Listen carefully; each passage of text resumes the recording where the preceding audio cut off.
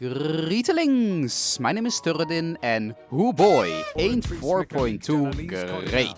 Farina's character arc, working together with Father, fighting a big old star whale, having several lore nukes dropped on us, and Skirk. So let's talk about character design. As a very narrative type of person, I love good character design. Why? Well, because good character design is a writer's best friend. If done well, it can already do half the writer's job in laying out who a person is. Character design will very rarely give you a complete look of someone's personality, but it can give you that character's general vibe with a single glance and make the story flow a lot smoother. But bad character design does the complete opposite. A character who looks off means that the writer has to work twice as hard to either show their personality off in a convincing manner or just justify their looks, with varying levels of success. And Genshin, for how much I like the game, has very pretty character designs, but not necessarily good ones. So let's touch on a few points and talk about exactly that today, showing off a few good and bad examples from Genshin, as well as some other properties I really like. So anyway, to start off, what is exactly wrong with Genshin's character designs? Don't they look great? And yes, they do. But answer me this, what do they really say about their personality? If you look at Sino, is your first thought, he's a very stern, serious person with a sense of justice, but who also has a hidden comedic side, which he doesn't always know how to express correctly? Or is it, oh, he's an Anubis cosplayer who is a bit serious? When you look at Baiju, do you think, oh, he's a genius doctor who is quite important and trusted by many people, but who is obsessed with achieving immortality and has a hidden, shadier side? Or is it, oh, he's a smart guy who likes snakes? When you look at Shenhe, is one's first thing that comes to mind, here's an exorcist with a serious case of bloodlust who is a bit sheltered? Or is it, but now, in contrast, look at someone like Koro Majima from the Yakuza series. His muscular physique, eye patch and tattoos immediately gives you a sense that this is a pretty rough person who has seen his fair share of violence. With his honestly kinda gaudy open jacket, which makes him stand out like an actual funny joke on r/Genshin meme pact, speaking of a bit of eccentricity. Like he's also not just some standard thug. Yet his tidy hair, trimmed beard and pretty neat and stylish lower body shows that he maybe isn't as wild or crazy as he might want you to think, and that he has a pretty serious side.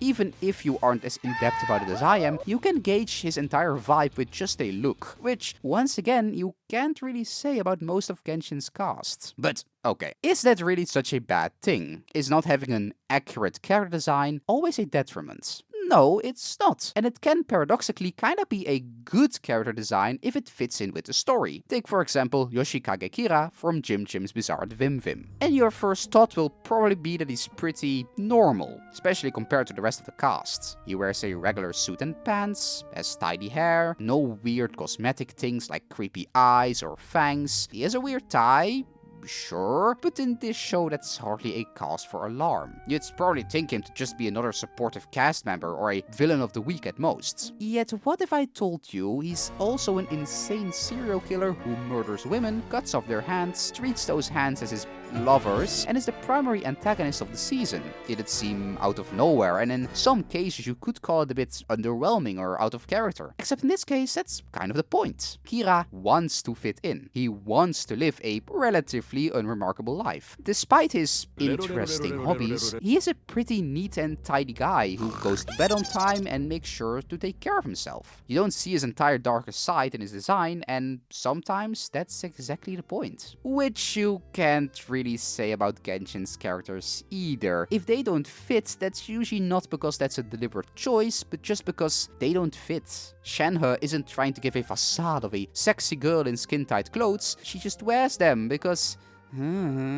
But okay, I'm ragging on Genshin a bit. And don't worry, I'm not done yet. But it's not all bad. Genshin can definitely do character design genuinely well, and has done so plenty of times. One recent example being Furina, who very much wears her personality on her sleeves. Everything about her screams eccentricity and show. There isn't a single plain detail on her, without also being decorated with something gaudy. Her coat, which has been outfitted with bows and gold details, her top hat, which has been modified into a literal crown, even her shorts have gems on them. It speaks of someone who is very confident and thinks highly of themselves, but also the showiness can come off in a different way. Looking at the design, it can also start to feel a bit pretentious, like someone who tries really desperately to look important without necessarily being important, as if she dressed how she imagined a god would dress. And if that isn't very good visual storytelling, I don't know what is. But anyway, let's talk about one of the most interesting things when it comes to discussing character design, which is especially applicable to Genshin: fan service. Now, this is something where opinions can vary. Some people call anime hentai as soon as someone shows an inch of skin, while some others want every character to be naked all of the time. I'm no prude, and I'll be honest, I like boobs. I like behinds, both for the guys and the gals. And I have no inherent problem with fan service. If you want to draw a cute girl or hot guy,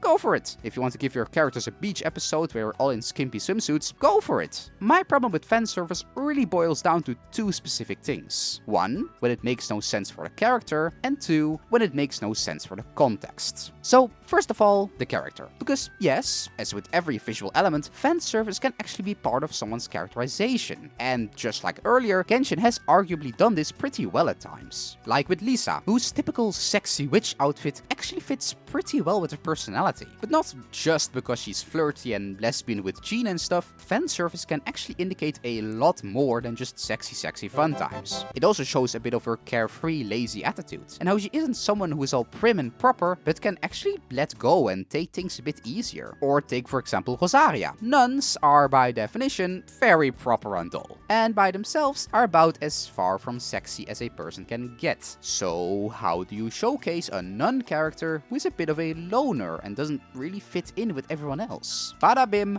bada boom, fan service. Her fishnet stockings and tie straps, which definitely carry some sexual elements, immediately set her apart from your stereotypical nun, and that's the point. It isn't exactly deep visual storytelling, but it does the job. Fan service can be used in a lot more ways than just showing a character who fucks. It can also be used to show off interesting traits and pieces of personality, which something like Ganyu's skin-tight boob pockets doesn't really do. It tells us nothing about who she is or what she is about. So, on to the second point, context, which is also very important. Even a character who might be very serious and pragmatic in personality will still wear a swimsuit at the beach or dress a bit more lightly when in a casual setting or if the weather's hot. However, context can also mean that it can be very difficult to take a character seriously, even if their personality fits the bill. Wearing a bikini at the beach? No problem. But if the character is supposed to be in the middle of an active war zone, not so much. It can really take you out of the story and almost make you think, oh,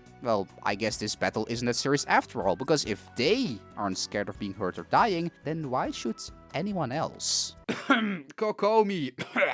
And I'm not saying that every character should be head to toe in armor or should be perfectly appropriately dressed for the job, even though the armor thing would be cool. But keep in mind that if you want to go for the design doesn't fit in with the context to make a point direction like Kira, there are better ways to do it than having a seasoned warrior be wearing lingerie. It makes it hard to take the characters seriously and, perhaps more importantly, doesn't make it feel like they are taking themselves seriously. Case in point, Skirk, which is just kinda disappointing. She is quite the important character within lore and especially in the story of Child, a mysterious warrior who is incredibly handy in a fight and who actually lives in the abyss. Already there are so many cool visual things you can do with such a concept. It could be a way to show off a few abyssal mutations, or maybe showcase what living in such a hostile environment and having to fight to survive on a daily basis could do to a person. But instead we got a sexy anime girl in a swimsuit.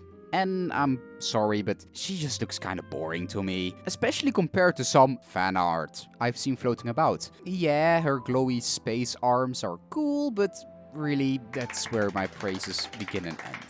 Hoyo could have gone a lot crazier and shown us some really cool, creative design, but they didn't. Instead, just deciding to play it safe, while I had honestly expected a lot more from them. But to conclude for this video, character design is an incredibly powerful and important tool that can sell a character and their personality with a single glance. Which is something Genshin just doesn't really make a lot of use of most of the time. It sells you designs that are pretty, but not much else. And yes, I know, gacha game, what do you expect? Yada yada. But you know what? Screw that. I'm not a fan of throwing your hands up and accepting mediocrity. There's been way too much of that in the world as of late. It's very reasonable to expect quality, especially with how Hoyo has showcased that they are capable of it on several occasions, especially as of late, which makes something like the recent reveal of Skirk all the more disappointing. But anyway, that's enough rambling for me today. What character designs in Genshin do you think are great, or perhaps not so? Let me know in the comments. It's a very broad subject and I barely scratched the surface, so it'd be really interesting to see the view of other people on these things. And if you like this video, make sure to like, subscribe, project it into the air like the bat signal, and I'll see you all in the next one. Bye bye.